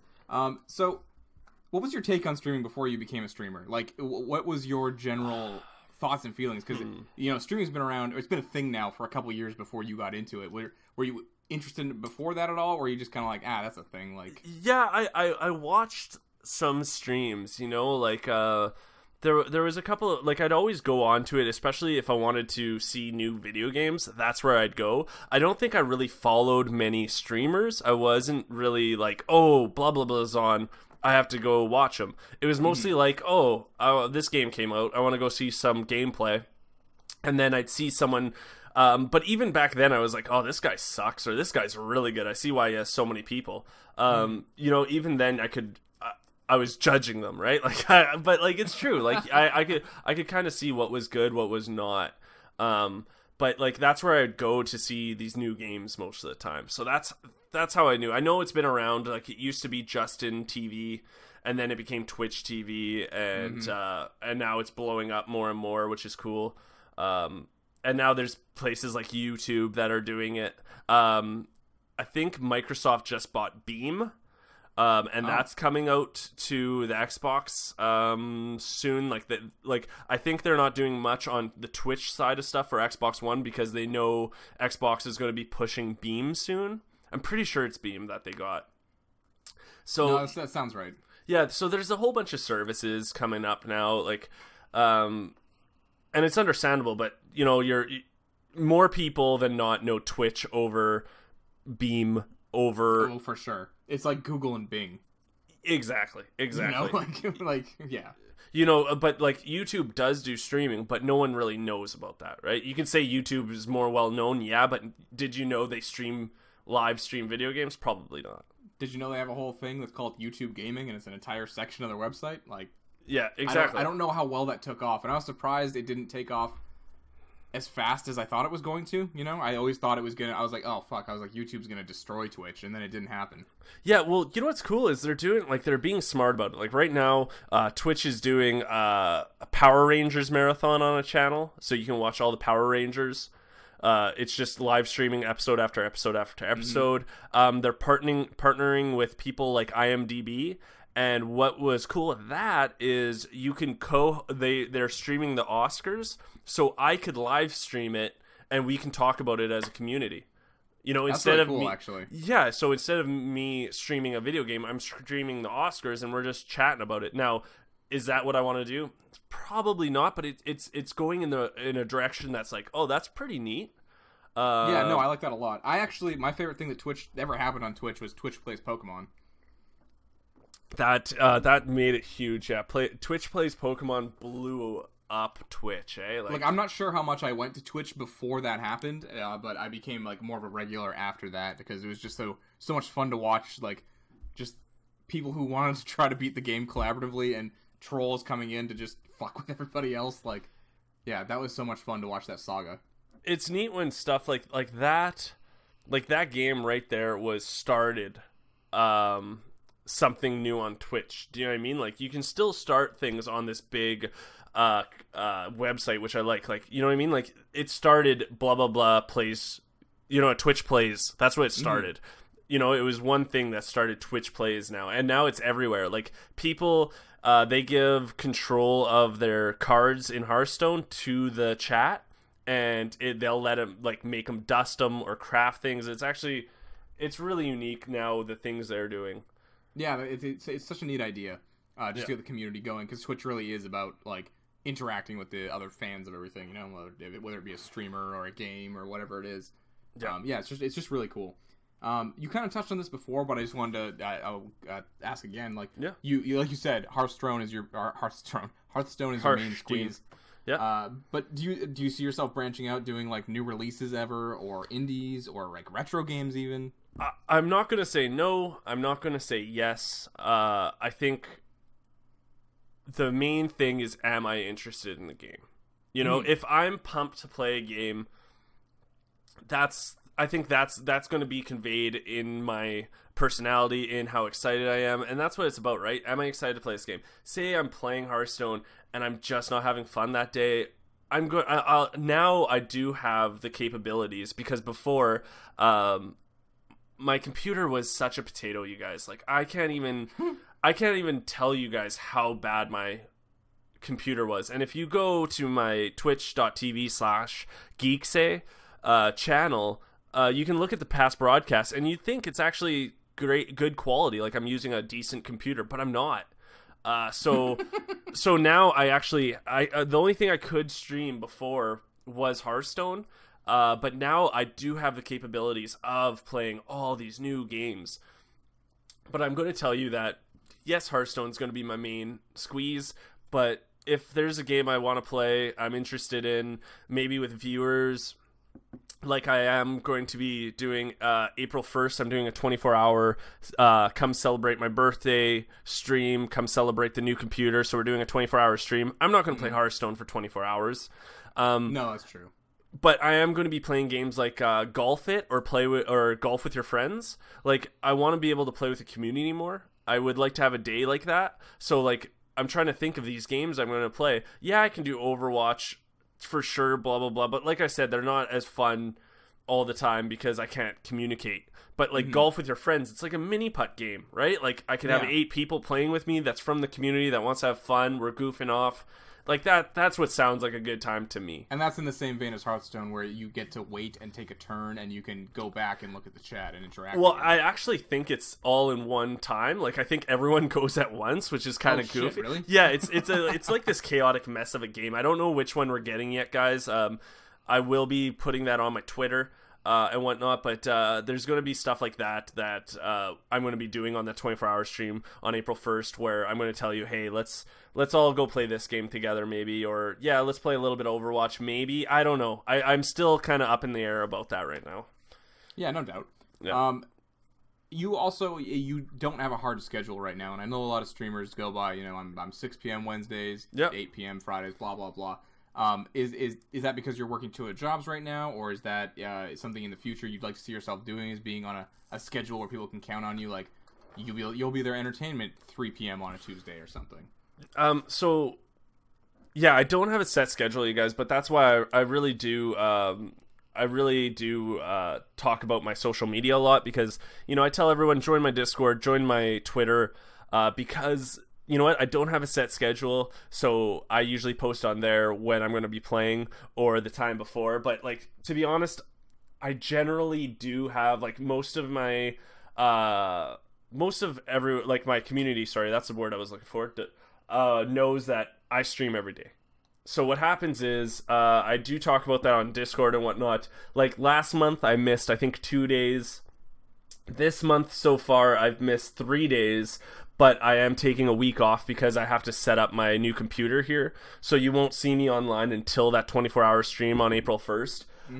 Because I have so much stuff to do. But generally they know I'm playing sometime. Now the thing is, I wake up sometimes.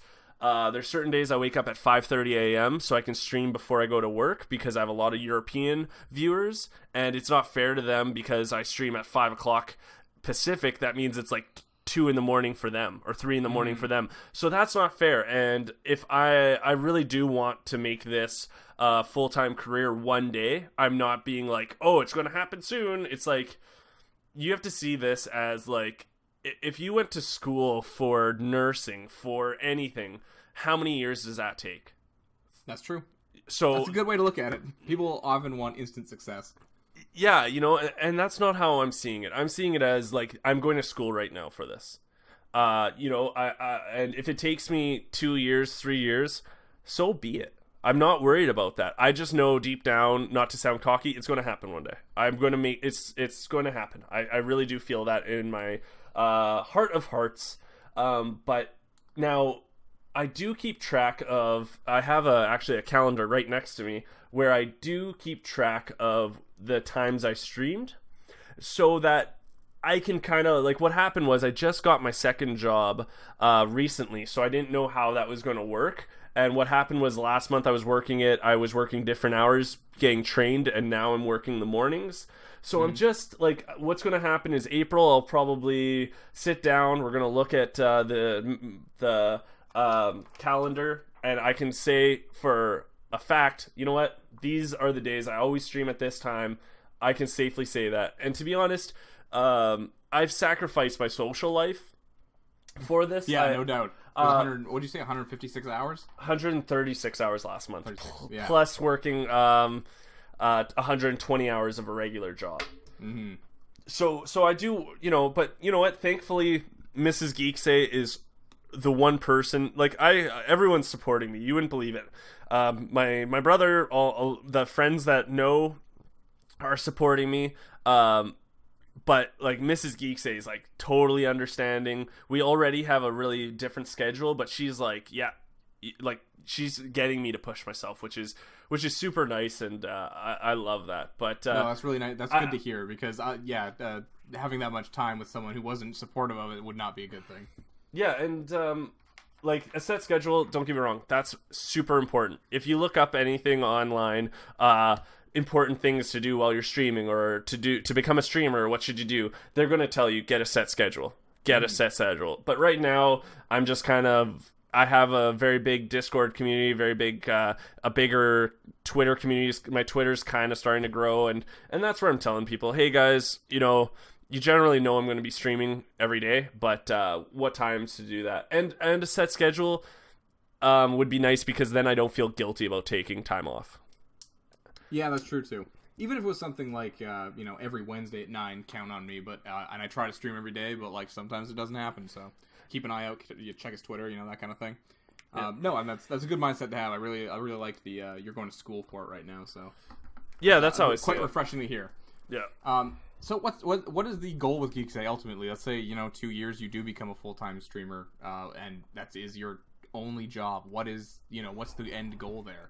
The end goal is just, like, I think what it is for my stream, and that's just to be happy. To bring, like, when I quit my old job, I was in sales. I was really good at it because I was able to build relationships like within the first time meeting someone. You know, I'm a genuine person. I'm not going to fake relationships. I genuinely am interested in talking to these people, and I want to make people smile. I want to make their day better. So when I quit doing sales, I thought to myself, like, I know right now what I want to do is help people. I want to make people's day better somehow. And right now I'm currently working as a social worker. So I like that route too. I really do like social work. I do get to make people's days better, them to smile. I'm really good at building the relationship between, you know, the community and the person, and me being the gap. But like the goal pretty much is to just make people smile. You know, if they're having a terrible day or a terrible week, maybe make them laugh, make them smile, make them not think about that problem they have. You know, and that's my end goal, is to do something that kind of makes a difference. And fortunately, I have been able to do that in the little time I have been streaming. I've gotten messages from people saying, hey, thank you so much. You've made my week so much better. I was having a hard time. And like, I do have days where it's like, oh man, like I don't want to stream today, maybe, like I'm not in the mood. And then I think about that kind of stuff. Like that's what really... What a nice thing to hear. That's an awesome thing to hear, man. That is why, you know, when I listen to, you know, say the kind of funny guys with Greg Miller and stuff, like they say the same thing about, you know, sometimes they don't always feel on and they might not want to do the stream or the podcast or whatever. But they think about, you know, the time that, someone said this got me through a hard breakup or whatever, you know, it was the only thing that made me smile, made me laugh. And like, that is a fantastic end goal. That's a good like statement for your, you know, it's a stream. So that's really nice to hear. Well, it's funny because, you know, there's going to be times where we don't feel like doing the job, but then this is one of those jobs where it's happened before where I'm just like, I'm not into it. And then I start playing and the community starts coming in and talking to me and I get like amped, you know what I mean? Like, and it's not only am I maybe helping people or whatever, these people are helping me, you know, these people are cheering me up. Maybe I'm having a bad day. I'm trying not to convey it, but they're also helping me out. So, you know, it's great. What's been happening with the channel and the community is just been amazing stuff that I could only have dreamed of. And I'm not going to say that, like, I don't want to tell you my end goal is money. My end goal is to be able to to support yourself, obviously. But yeah, I mean, like, and that's what I'm looking for. It's just like, my end goal is for it to be my full-time job. And would it be good that I can not be paycheck to paycheck in that sense for streaming? But I'm going to tell you right now, if I could just be paycheck to paycheck streaming instead of paycheck to paycheck doing, say, not social work, because I do like my social work job, but just saying a job that I don't really like, I'm going to take that over anything. Like, as long as I could feed myself, and you know, Mrs. Geekseh. And Mrs. Geekseh, but she's an independent woman. She's a strong bitch that, you know, she's an independent woman that doesn't need me. But you know what I mean? Like, as long as I'm comfortable and I'm living, you know, I'm not dying, I'm going to, And if I have to work 2 jobs and stream, I'm going to do that. And that's a decent life goal, as long as you're not dying. Yeah, as long as I'm not dying. And for my last question, do you have any advice for people looking to get into streaming and cultivate an audience? Because I feel like you've done this very quickly. Like I said, I've seen people who have been doing it for much longer than you. You only started, like 4 or 5 months ago now at this point? You're not even half a year in. You have 1,200 followers, subscribers, I forget what they call it on Twitch. Followers. We're not partnered yet. We're going to get there one day, but... Oh, is that only a partners thing, subscribers? Yeah, subscribers is only for when you get partnered, and that's a goal. Again, not for, you know, if it doesn't happen for a year and a half, 2 years, hey, it will eventually happen, though. I know the community is so strong there that it's going to happen. No, for sure, but you have been growing, like, pretty rapidly in my eyes. And, very much so, yes. So, like, what is your advice for these people? Is it just do it? You know, like, that is half the time on this podcast when we're trying to give other artists advice. Our advice is just do it. You know, if they say they can't draw something well enough, or, you know, it's just like, keep trying. You have like 10,000 bad drawings and you just get it out. Keep going. Yeah, you know, I do see posts a lot. You know, I'm a regular creeper. I don't talk much on the Reddit community, but you know, on for Twitch. But I see people that are like, oh, can this computer run it? Hey guys, like, can this do? Can I run this game and this? Yeah, but you hit the nail on the head with that. Is just do it. Like, if you want to try it out, just go and do it. Know that, like, yes, you're not going to be an overnight success, but you should be thinking, like, what's your goal too? Like, is your goal just to stream for funsies? You know, like, I started out streaming just for funsies. I didn't think, like, I was going to grow this huge community. I was just wanted to do it for fun. Maybe I can tell you and, you know, our other buddies, hey, go check me out. One day. You know, it's a way, it's kind of like communicating. Like, the best thing I ever heard from someone was our buddy Timo, who's a really close friend of mine who used to also be on our old podcast. He's like, him and my other buddy Baker, they said it's like hanging out with you, because they live so far away from me. They're like, it's like hanging out with you in the same room again. And that really made me happy. Like, that's a good feeling, right? We're hanging out with my buddies again. Now they can chat too. And sorry, but to end the rant, kind of. But yeah, like, my big thing with people that wants to do this is just go do it. Like, I'm sure you have an Xbox. Go do it through the Xbox app. You want to do it through the computer, but you have a potato of a computer. Guess what? I did too. Get OBS, try it out. You're gonna have to. It's gonna be a lot of trial and error. That's what happened to me. The first month and a half of streaming, I had to, like, I was just, like, spending hours upon hours upon hours just figuring out the best settings for that. Yeah, I'm sure they sounded horrible, probably looked horrible, like... Yeah, so I slowly but surely raised funds to get new things, right? I got a gift card for my for Christmas for Amazon. I got the C920 webcam. Okay, the community donated money for me to buy a new microphone. I was using my laptop microphone and my laptop camera.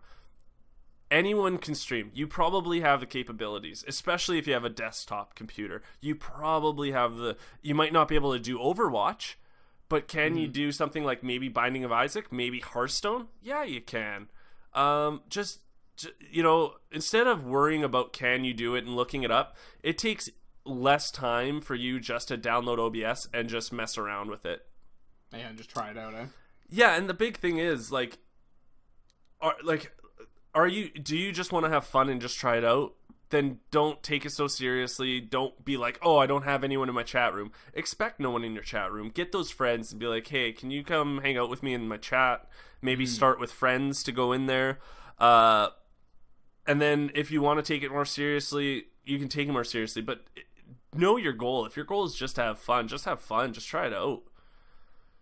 I agree. And yeah, I think the most important thing you said was don't expect to have anyone in your chat room, you know. And the other big thing people always say, and is, I truly believe this too, is do not spend money on it.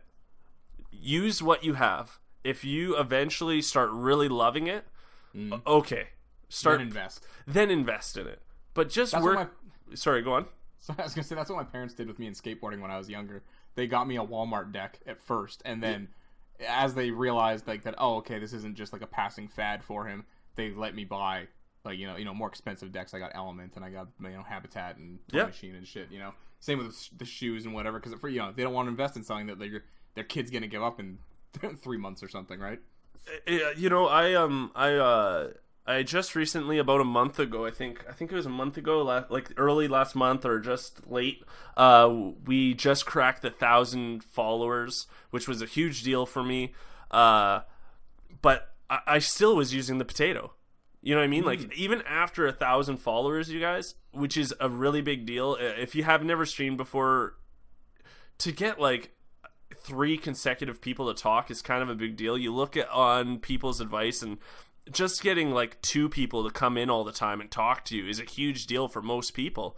So I'm blessed, #blessed, to have, you know, a lot of people come in and talk to me all the time. Now, did I rush out right away and get a new fancy computer? No, but I found that it's time right now. Like, I have to start to get to the next level. I feel like I do have to partner with YouTube now. Mm-hmm. You know, I have to. No, I have to Well, yeah, but I have to start YouTubing also. Oh, I see. I think start using it. Yeah, I have to start making videos, and you know, Twitch and YouTube should be going hand in hand. I see people talking about like, oh, YouTube's way better. Like, just go see Let's Plays. Don't watch people on Twitch. And that's the wrong thing. You should be seeing it as Twitch and YouTube work together. Like they working with both sites is the right thing to do to grow your community. Totally. Even for the podcast, we started off uploading to YouTube, but we found our views were so much lower on YouTube that and it was more work for me, so I just stopped uploading to YouTube for like 70 episodes. But now I'm back on that train again, trying to increase our YouTube presence, because I was like, if we had been doing it this whole year, it probably would have increased, and I'm an idiot. You know what I mean? Well, you have to think of how much time you have, right? Like I said, I just got a new computer. It's so pretty. Actually, my last past stream, you guys, if you want to go take a peek at twitch.tv/Geekseh, my last past stream is actually me building the computer. That's the only thing I've ever streamed other than Hearthstone. It was the in real life. IRL? Yeah, it was IRL in the games category. Like, I've never streamed anything but Hearthstone, so it was pretty interesting. I was a mess. I've never streamed a computer before, so you can see me sweat and like kind of not knowing stuff. But what was cool is the community was helping me build it and whatnot. But like, that's when I started investing in it. Like, I still, like, it's just, you know, guess what? I have a potato, you guys. I'm really sorry if the community doesn't understand, if those people don't understand, so be it, right? Like, yeah, absolutely. I guess that's it for the interview, Geekseh. Thank you so much for being on the Pens and Pixels podcast. I appreciate. Thanks for having me. Thank you so much for having me. This was fun. This is a blast. You're the first guest host ever. We've had guests before, but you are the first one who's actually replaced Mike and done a whole news segment with me. So that's very cool. If you want to follow me, I'm on Twitter at @TheCalG. You can find Pens and Pixels across all social medias. Pick your poison. Geekseh? Yeah, I'd like to do some plugs, of course. Yeah, go for it. Yeah, so like I said, I'm on twitch.tv/Geekseh. That's GEEKSEH. I'm also on Twitter. It's Geekseh, but with an extra H at the end. And also, guys, April 1st, I'm going to be streaming my 24-hour stream. We're going to celebrate my 30th birthday. We're going to celebrate this new computer. We're going to have fun. Everyone's going to be there. Unfortunately, I'm not streaming the next week until that day. So if you want to go check me out, you want to hit that follow button, just go to my past broadcasts, or even into the clips, the community clips stuff from my past stuff, and they found that funny, so you can get a feel for my stream. But yeah, come on by. I'd love to meet you guys and your community. I thank you so much. Yeah, and I'll put all the links, the relevant links to Geekseh in the show notes, so it's easy for you to click. It'll be in the description on iTunes and YouTube. And we'd really appreciate it at You're the Pens Pixels podcast if you could like, share, subscribe, all that nonsense. This is Mike's usual spiel. I don't really know what to say. Give us a rating on iTunes, I think, is a thing that helps us increase our presence. Blah blah blah. Whatever. Are you on YouTube now? Are you on YouTube now? Yes, we are. We've been uploading podcasts regularly on YouTube for at least all of 2017. And there are a couple episodes from before that, but so we'll have a video version of this up on YouTube. It'll be on SoundCloud, Stitcher Radio, Google Play Music, iTunes, all the places. So guys, go subscribe to their YouTube too. That's awesome. You guys should definitely be blowing up that YouTube also. Yeah, we're trying. All right. Well, thanks so much everyone for listening. So farewell, good game and farewell. I don't have a good fucking sign off. What do you usually say? Hey.